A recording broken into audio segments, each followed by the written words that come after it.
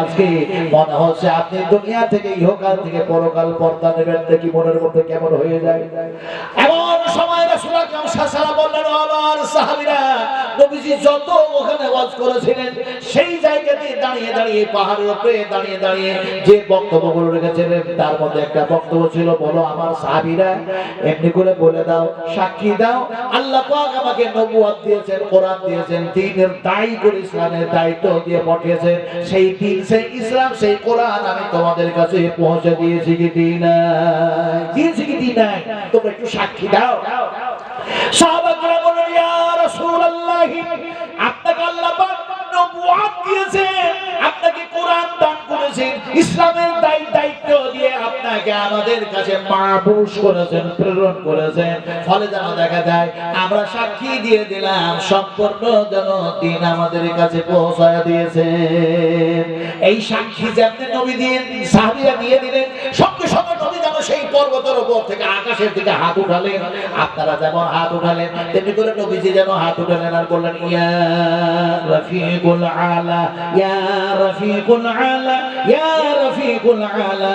বিশ্ব নবী হাত যেন নিচু করলেন, সঙ্গে সঙ্গে যেন কোরআনের আয়াত নাযিল হয়ে গেল, আল্লাহর পক্ষ থেকে আয়াত নাযিল হয়ে গেল, আল-ইয়াওমা আকমালতু লাকুম দীনাকুম ওয়া আতমামতু আলাইকুম নি'মাতি ওয়া রাদিতু লাকুমুল ইসলাম দীনান। সুবহানাল্লাহ পড়ে, সুবহানাল্লাহ।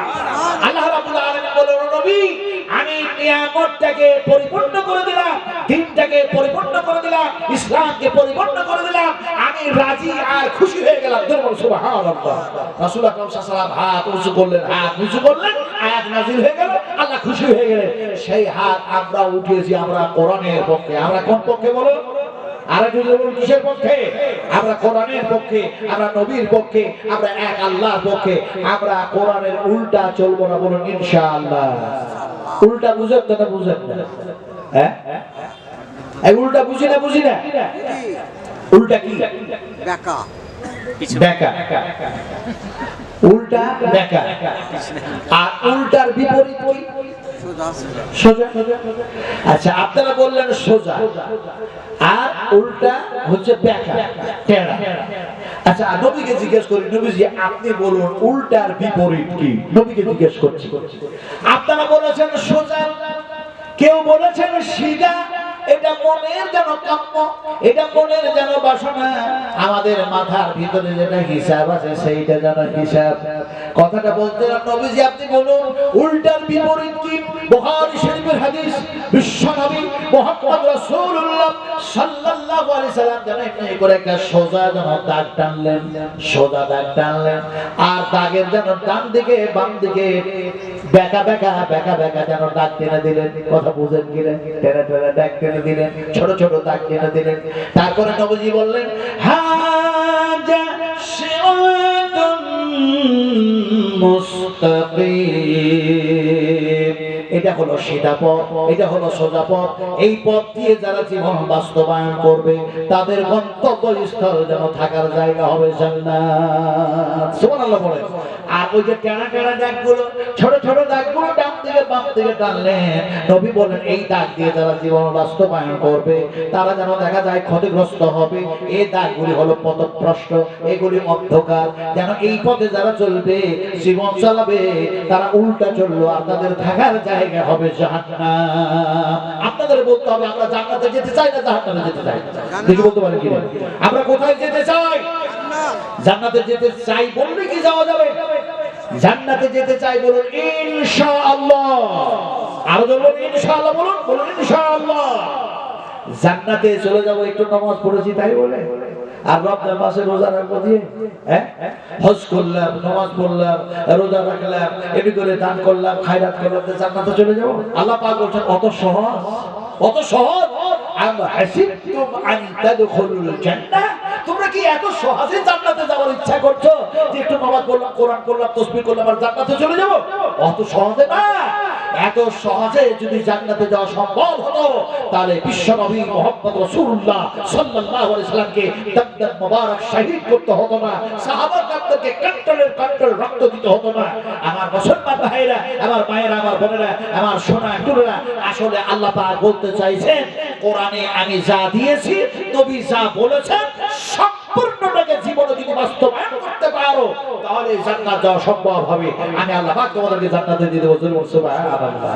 এটা হচ্ছে নবীজি একটা সোজা বুঝালেন, উল্টা এবার আমি বুঝাই আপনাদেরকে। উল্টা শব্দটা আমি বুঝাই। এই দেখেন, এইদিকে একটা রাস্তা, এটা হলো রাস্তা। তো এই রাস্তা দিয়ে একটা 22 চাকা অথবা 28 চাকা অথবা একটা 12 চাকা একটা লরিটাকে যাচ্ছে, তো লরিটাকে ধরে উল্টায় দেয়। তার মানে বডিটাকে নিচু দিকে করে দেয়, চাকাগুলি হয়ে গেল উপর দিকে, ইঞ্জিনটা হয়ে গেল উপর দিকে। পৃথিবীর সমস্ত ড্রাইভারগুলিকে একত্রিত করে বলুন, ও ড্রাইভারেরা তোমাদের যা যোগ্যতা আর অভিজ্ঞতা এক্সপেরিয়েন্স আছে সব লাগিয়ে দাও, এই উল্টা গাড়িটা একটু চালায়া দাও। কোন ড্রাইভার চালাতে পারবে? পারবে না তো। আল্লাহ পাক বলছেন শোনো, তোমরা যদি কোরআনের উল্টা চলো, নবীর সংবিধানের উল্টা চলো, তাহলে কিয়ামতের মাঠে আমি আল্লাহ পাক তোমাকে উল্টায় দেব। তার মানে তোমাদের মুখের উপরে ভর দিয়ে দেব, মুখের উপরে ভর দিয়ে দাঁড় করায় দেব। শুধু দাঁড় করায় দেব না, এই চেহারার উপরে, এই মুখের উপরে ভর দিয়ে দাঁড় করায় আমি হাঁটাইয়া দিব, চালাইয়া দিব। আল্লাহ পাক এই কথা কোরআনে বলেছেন। বিশ্ব নবীজি একদিন উম্মাহাতুল মুমিনিন মা আয়েশা বলছেন, আয়েশা রে, নবীর উল্টা চলার কারণে, কোরআনের উল্টা চলার কারণে, আল্লাহর সংবিধানের উল্টা চলার কারণে এই পাপাচার গুনাহগার মানুষগুলিকে কিয়ামতের মাঠে আল্লাহ সুবহানাহু ওয়া তাআলা যেমনি করে মুখের উপরে ভর দিয়ে দাঁড় করায় দিবেন, আর যেন তারাকে হাঁটায়া চালায়া জাহান্নামের মধ্যে নিক্ষেপ করে দিবেন। মা আয়েশা ক্রন্দন করতে করতে বলেন, ইয়া রাসূলুল্লাহ, ইয়া হাবিবাল্লাহ, নবীজি, এই মানুষগুলি পাপ করেছে, অন্যায় করেছে, ভুল করেছে, উল্টা চলেছে, সব মেনে নিলাম, কিন্তু সারা জীবন যে মানুষগুলি সিধা হয়ে চললো, পায়ের উপরে ভর দিয়ে চললো, এই মানুষগুলি কেমনে কিয়ামতের মাঠে মুখের উপরে ভর দিয়ে হাঁটবে? আমি যেন আয়েশা অবাক হয়ে যায়, আশ্চর্য হয়ে যায়।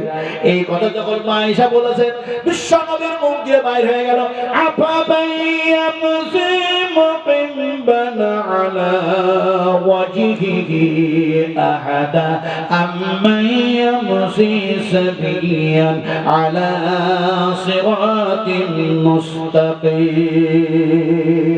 আরে সেই দিন আল্লাহ পাক বলছেন, অবশ্যই মুখের উপরে ভর দিয়ে দাঁড় করায়া তাকে জাহান্নামের মধ্যে ফেলে দেওয়া হবে। জাহান্নামীরা সে সময় কান্না করবে আর বলবে, ক্বালু রাব্বানা আমাতানা সানাতাইন ওয়া আহইয়াতানা সানাতাইন ফাতারাফনা বিযুনুবিনা ফাহাল ইলা খুরুজিন মিন সাবিল। জুনুবকে মানে হচ্ছে পাপ, গুনাহ করেছে, উল্টা করেছে, জুনুব। আর সাবিল, সাবিলকে মানে হচ্ছে রাস্তা। ওরা বলবে, জাহান্নামীরা কান্না করবে আর বলবে, হে আল্লাহ, আমরা যে ভুল করেছি, অন্যায় করেছি, উল্টো করে চালাইয়া জাহান্নামের মধ্যে ফেলে দিয়েছো, ঠিক, কিন্তু এইখান থেকে বাঁচার কি কোনো পথ আছে, কোনো রাস্তা আছে? জোরে আল্লাহু আকবার, জোরে আল্লাহু আকবার। রাত্রি বেশি হচ্ছে, আমি বুঝতে পারছি আপনারা কোরআন শুনতে পারবেন না।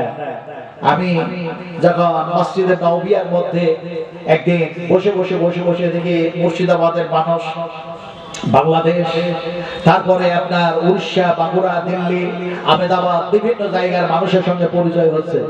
তো আমি আপনার একটা লুঙ্গি পরে, সবাই তো যেন পায়জামা আয়রন করে গেছে, কত বুঝেন কিনে, আর আমি আপনার সাধারণ মানুষ, আজকেও যাব এই লুঙ্গি পরে বস করি।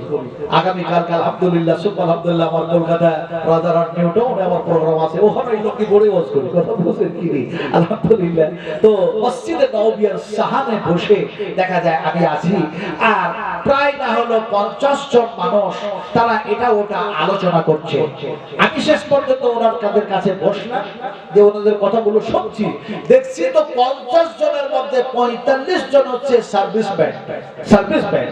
তারা হয় হাই স্কুল অথবা প্রাইমারি স্কুল, যারা মাস্টার। তো ওনারা কেউ রিটায়ার হয়েছে, কেউ এমনি আবার চাকরি আছে, তারপরেও হয়েছে। এটা ওটা আলোচনা করছে। আলোচনা শব্দ আমি দেখলাম যে এই মানুষগুলি আলোচনা করছে ঠিক, কিন্তু এর বিপরীত মানে আলোচনা হচ্ছে, মানে একটার সাথে একটার মেল হয় না, কথা বুঝেন কি? আমি শেষ পর্যন্ত একটা আরবিতে সেখানে কথা বলে ফেললাম, কুল হাল ইয়াস্তাবিল্লাযীনা ইয়ালামুনা ওয়াল্লাযীনা লা ইয়ালামুন। মাস্টাররা বলছে এ লঙ্গি পড়া লোক কোথা থেকে এসে কি বলে, তার মানে ওরা তো ইংলিশে বলে না, ইংরেজিতে কথা বলা অভ্যাস আছে, আর আমি আরবিতে বলেছি। তো আমার দিকে তাকিয়ে বলছে